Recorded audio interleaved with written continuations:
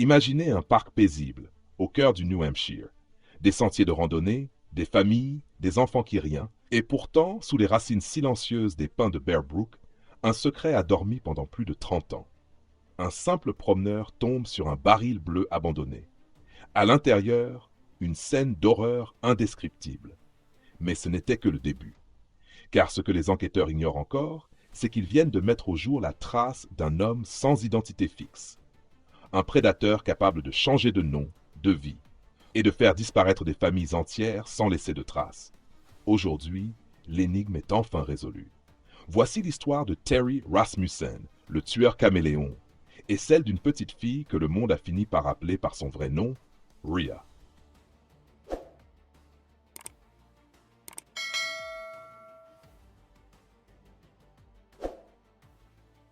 Un chasseur se promène dans le Bear Brook State Park, à Allenstown.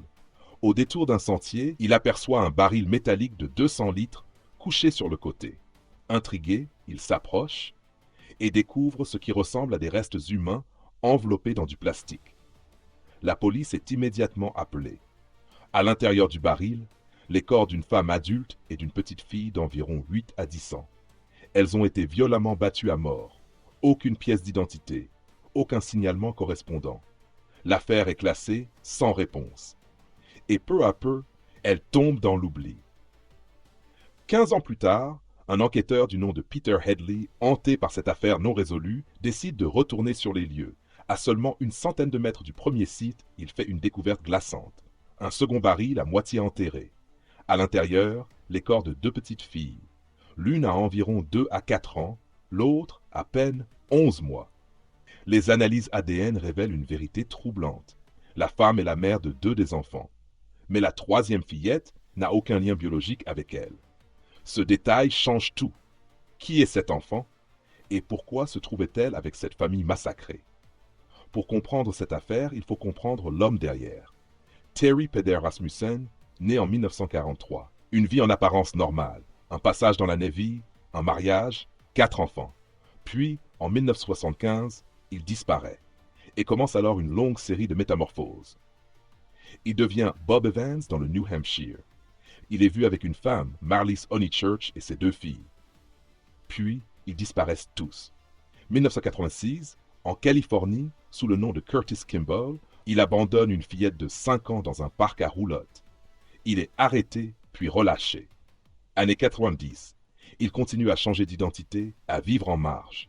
2002, sous le nom de Lawrence Banner, il tue sa compagne, Eunsoon Jun.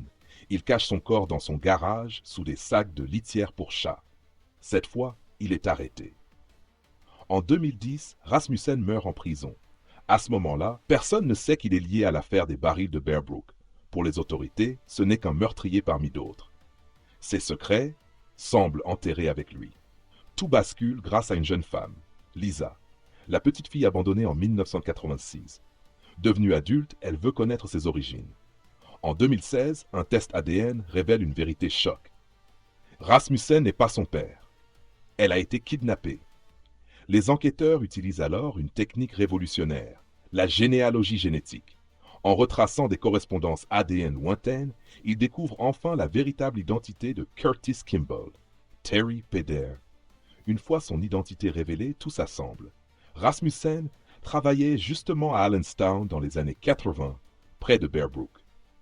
Les autorités comparent son ADN à celui retrouvé sur les victimes. Résultat, il est le père biologique de l'enfant du milieu, la pièce manquante du puzzle. Elle était la fille biologique de Terry Rasmussen. Les circonstances exactes de sa mort restent floues, mais tout indique qu'elle a été tuée au même moment que Marlies et ses enfants. Autrement dit, Rasmussen n'a pas seulement assassiné une famille, il a aussi tué sa propre fille. Rasmussen avait eu une relation avec une autre femme dans les années 80. Cette femme disparaît elle aussi, probablement victime de lui. La petite fille est leur enfant. Elle est enfin identifiée. Son nom, Rhea. L'affaire Bear Brook n'est pas seulement une histoire de crime, c'est une affaire qui a changé la science criminelle. Grâce à ces victimes anonymes, la généalogie génétique est devenue une arme contre l'oubli. Terry Rasmussen pensait avoir effacé toute trace. Il pensait que ses vies, enfermées dans des barils, disparaîtraient à jamais. Mais il s'est trompé. 40 ans plus tard, Marlise, Marie, Sarah et enfin Rhea ont retrouvé leur identité. La justice n'a pas pu juger Rasmussen pour ses crimes, mais la vérité, elle, a fini par émerger. Et parfois, c'est la seule forme de justice qui reste.